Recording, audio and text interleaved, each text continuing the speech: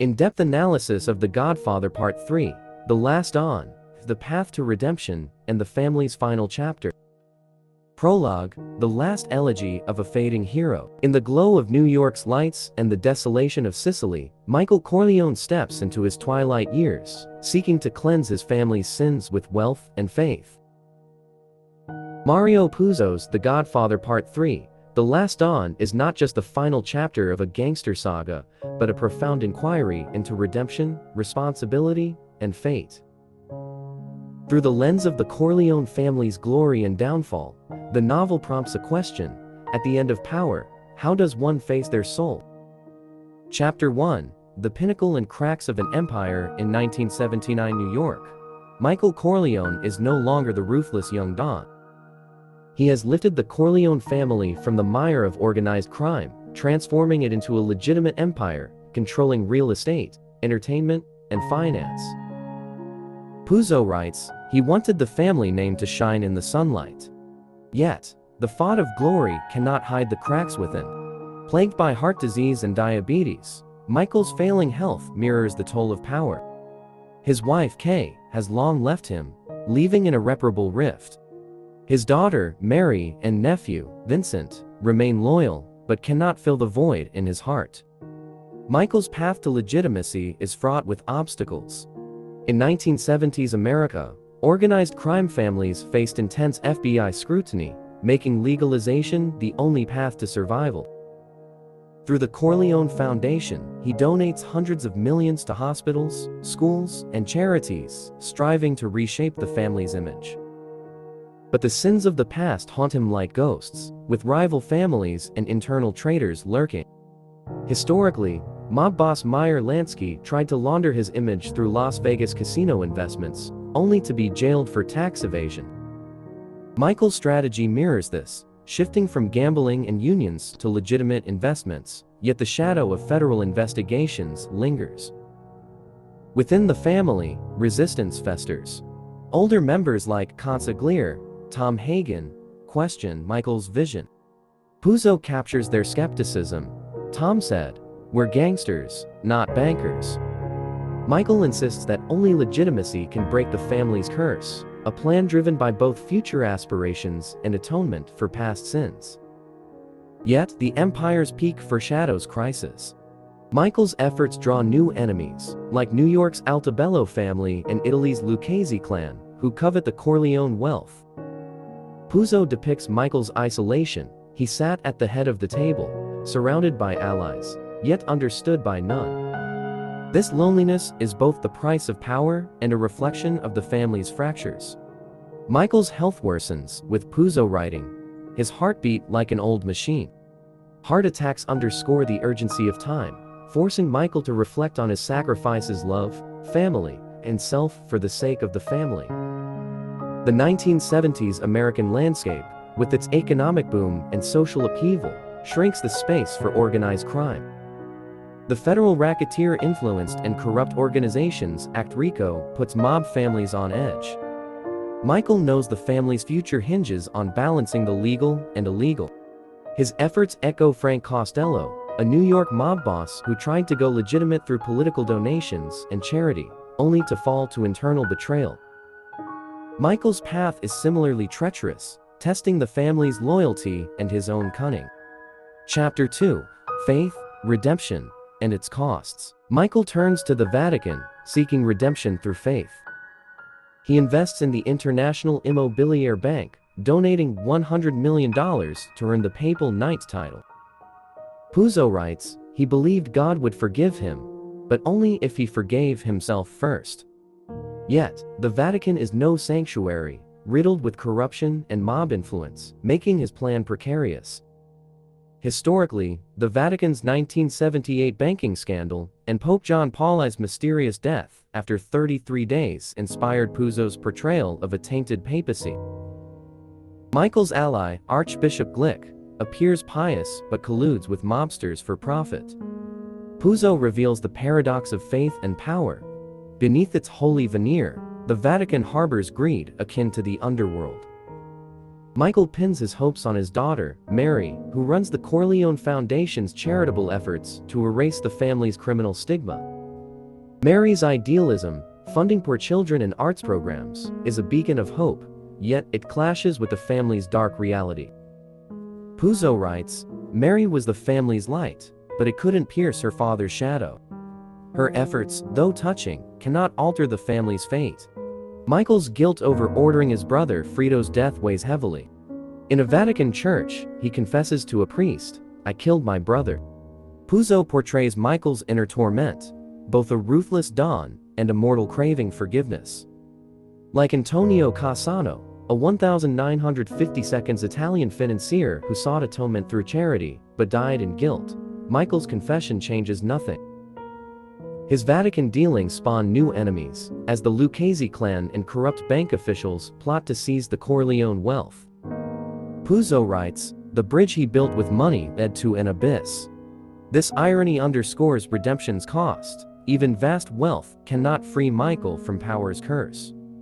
His attempts to reconnect with Kay through charity fail, as she rejects him, saying, "The honor you buy with money isn't true redemption." Kay's departure reflects not just personal choice, but a rejection of Michael's world. Puzo, through Kay, exposes the limitations of family tradition. Loyalty sustains the clan, but destroys personal happiness.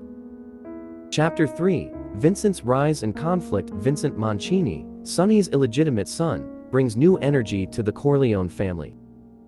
Puzo writes, he had Sonny's fire, but learned Michael's silence.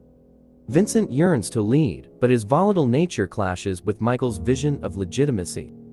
His public execution of a Tartaglia family assassin draws police scrutiny, undermining the family's legal efforts. Vincent's duality recalls John Gotti, the 1980s New York mobster whose bold actions led to his downfall. Gotti's public assassination of Gambino boss Paul Castellano mirrors Vincent's reckless acts, which, while effective, expose the family to risk. Michael tries to mold Vincent as his successor, teaching him to balance violence and strategy. But Vincent favors Sonny's direct approach, defying Michael by destroying a Tartaglia stronghold. Puzo writes, Vincent's fists were faster than his mind. His actions avert immediate threats but endanger the family long-term. Older members like Tom Hagen distrust Vincent's impulsiveness, longing for Vito's measured wisdom. Puzo notes, Vito won loyalty with favors, Michael ruled with fear, but Vincent trusted only his fists. Vincent's forbidden love for Mary, suppressed by family taboos, fuels his volatility. Puzo writes, his heart lay with Mary, but family rules bound him. His struggle reflects both personal and familial conflict, challenging the Corleone code. Vincent's actions provoke retaliation from the Tartaglia and Lucchese families, who launch a full-scale assault. Though he thwarts several attacks, Vincent lacks Michael's strategic foresight, leaving the family vulnerable. Chapter 4, Mary's Innocence and Tragedy. Mary Corleone is the novel's softest yet most tragic figure. Through the Corleone Foundation, she funds children in arts, seeking respect for the family. Puzo writes, her heart was the family's last pure soil, but also its most fragile. Mary's innocence leaves her unprepared for the mob world's brutality. Her taboo love for Vincent becomes a vulnerability exploited by enemies. Mary's plight echoes Marilyn Monroe, whose pure image masked a life entangled in complex relationships, leading to her downfall. When the Lucchese family attempts to kidnap Mary to pressure Michael, Vincent saves her, but their romance is exposed. Puzo writes, her love was the family's hope, and her curse. Mary's love challenges Sicilian traditions, which view intra-family romance as a betrayal of blood loyalty. Michael tries to stop their relationship, but Mary persists. Puzo notes, she wanted to love, but the family's shadow loomed over her. Her tragedy peaks at a Palermo opera house, where she is killed shielding Michael from an assassin. Puzo writes, her blood stained Sicily's soil and Michael's heart. Mary's death shatters Michael's redemption dreams, her innocence unable to withstand power's darkness. Her story highlights women's marginal roles in the mob world, as Kay, Connie, and Mary are sidelined from power. Puzo reveals the gender limitations of family tradition. Mary's charitable efforts, though valiant, cannot save her from the family's fate. Her death devastates Michael, who saw her as the family's future. Puzo writes, her death was his greatest failure. It marks not just a family loss, but the collapse of Michael's humanity. Chapter 5. Sicily's roots and return. The story's climax unfolds in Sicily, where Michael returns to complete his redemption. At Palermo's opera house, watching his son Anthony perform, he faces an assassination attempt. Puzo writes, Sicily was his beginning and his end.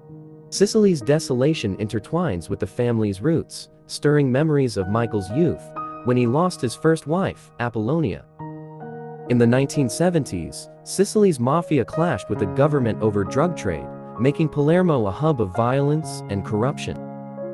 Michael's ally, Don Altobello, betrays him, colluding with the Lucchese family to orchestrate the opera house attack. Puzo writes, Sicily's rules never change. Loyalty is a temporary deal. Michael's investments in immobilier, meant to legitimize the family through Vatican influence, entangle him in a larger conspiracy. Like Sicilian mob boss Salvatore Riina, whose global ambitions crumbled under betrayal and pressure, Michael struggles between tradition and modernity. Sicily evokes Vito's teachings: a man without family is no man at all. Yet Michael's legitimate empire costs him his family's warmth. Anthony rejects the family business, and Mary falls to its curse. At the opera house, Michael scans for enemies but fails to save Mary.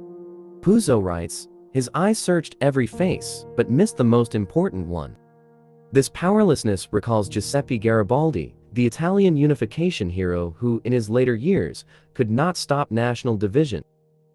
Sicily's barrenness mirrors Michael's inner emptiness, his redemption trapped in past shadows. Puzo writes, Sicily's winds whispered his failures. Chapter 6. The Shadow of Betrayal and Humanity. Betrayal is a core theme of The Godfather Part III. Don Altobello, Michael's old friend, reveals himself as the mastermind, allied with Vatican corruption and the Lucchese clan. Puzo writes, betrayal isn't a moment's choice, but a long brewing plan. Altobello's ambition, driven by envy of Michael's power, echoes Paul Castellano's betrayal by John Gotti, which led to his own ruin. Michael responds with chilling restraint. His silence was more terrifying than a roar. His trust in Altobello, like his trust in Fredo, leaves him disillusioned with humanity. He delegates Vincent to eliminate Altobello, showcasing his ruthless decisiveness. Betrayal ripples within the family, as Tom Hagen fears Vincent's recklessness could doom them.